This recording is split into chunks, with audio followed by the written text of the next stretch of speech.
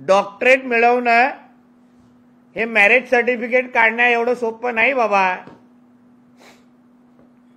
तुझे राजरोज पद्धतीने marriage certificate काढत मुंबईमध्ये फिरतोस, तेवढं डॉक्टरेट काढणं एवढं सोपं नाहीये, मिळवणं एवढं सोपं नाहीये।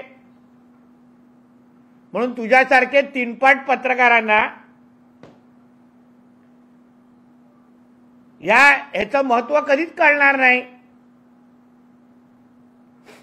कारण का तुझा मालक जेव्हा मुख्यमंत्री होता तेव्हा पैसे देऊन बेस्ट सीएमचे पुरस्कार मिळवायचा, पैसे दिले जायचे एजन्सीला की अशा अशा सर्वे झालाय सांगा आणि अशा अशा पद्धतीने उद्धव ठाकरेला बेस्ट सीएम म्हणून तुम्ही पुरस्कार द्या। ह्या एजन्सीचे नाव पण मी सांगू शकतो। रेनड्रॉप नावाची कुठली तरी एजन्सी होती, ती ह्या सगळ्या गोष्टी मॅनेज करायची, त्याला करोडोचे पैसे हे लोक द्यायचे। म्हणून तुम्हा लोकांना ही डॉक्टरेट पदवी आणि या मोठ्या मोठ्या गोष्टी कळणार नाहीत।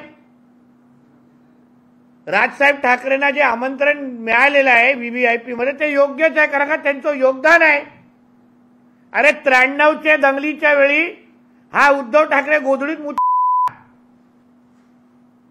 त्याला मुंबईत डायपर घालून फिरण्याची वेळ आलेली आम्हा लोकांना माहिती आहे।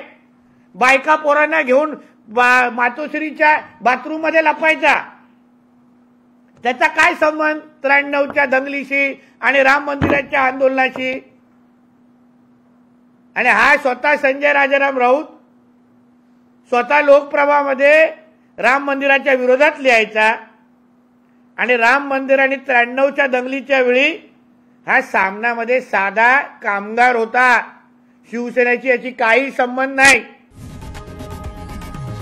लोकशाही मराठी ऐका, पहा, जागरूक रहा।